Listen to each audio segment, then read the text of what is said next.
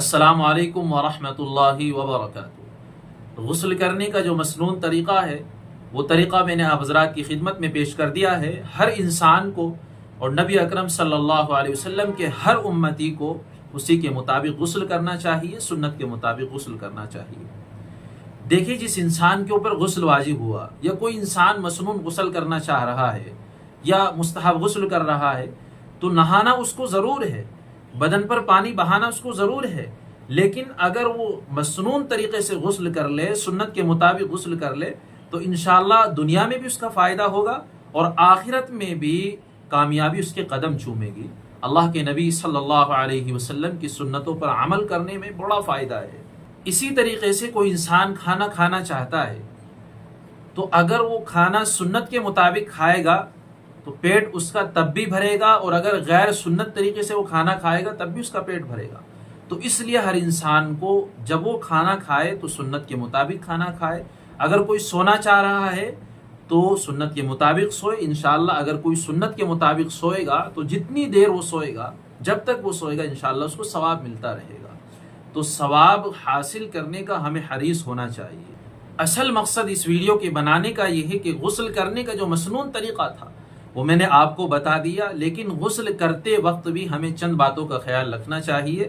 حضرت مولانا اشرف علی تھانوی نور اللہ مرقدہ، اللہ ان کی قبر پر کروڑوں برکتیں اور رحمتیں نازل فرمائے، انہوں نے بہشتی زیور میں چند باتیں لکھی ہیں۔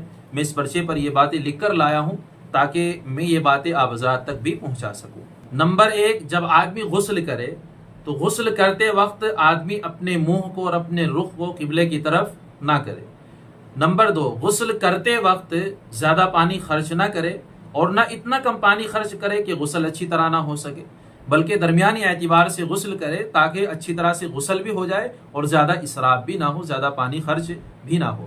نمبر 3، ایسی جگہ پر آدمی غسل کرے جہاں اس کو کوئی نہ دیکھے۔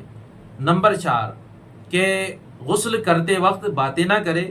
نمبر 5، غسل کرتے وقت کوئی آدمی اپنی زبان سے کلمہ یا کوئی بھی دعا وغیرہ نہ پڑھے۔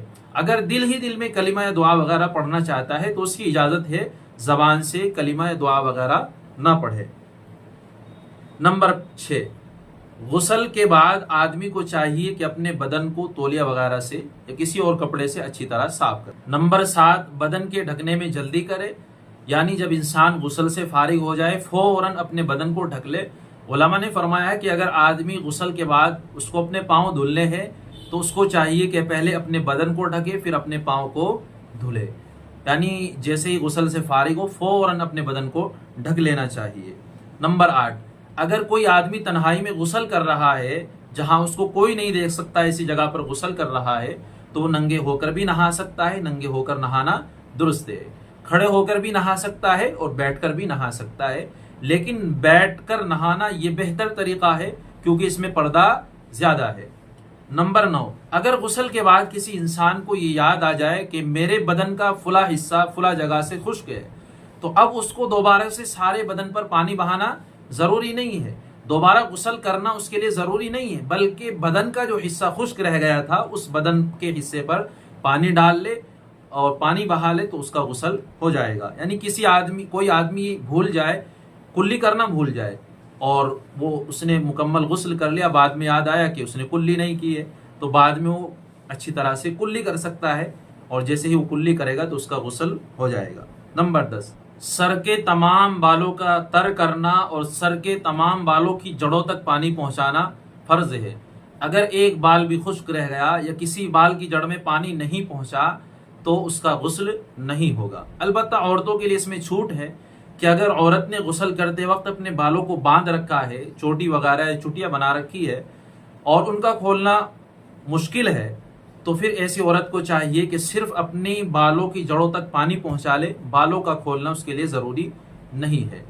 اگر بغیر بال کھلے جڑوں تک پانی نہیں پہنچ سکتا بالوں کی تو اب کھولنا ضروری ہے اور سارے بالوں کا بھگانا ضروری ہے، اور اگر غسل کرتے وقت اس کے بال کھلے ہوئے تھے تو اب سارے بال کا بھگانا، ان کا تر کرنا اور سارے بالوں کی جڑوں تک پانی پہنچانا ضروری ہے۔ ایک بال بھی اگر خشک رہ گیا تو غسل نہیں ہوگا۔ نمبر 11، بہت سے لوگ انگوٹھی اور چھلا پہن کے رکھتے ہیں تو ان کے لیے بہتر یہ ہے کہ پہلے انگوٹھی اور چھلے کو اتار دے پھر اس کے بعد غسل کرے، لیکن اگر کوئی غسل کرتے وقت بھی انگوٹھی اور چھلا پہن کے رکھتا ہے تو اس کو چاہیے کہ ان انگوٹھی اور چھلے کے نیچے اچھی طرح سے پانی پہنچا دے. اگر پانی نہیں پہنچا انگوٹھی کے نیچے تو آپ کا غسل نہیں ہوگا.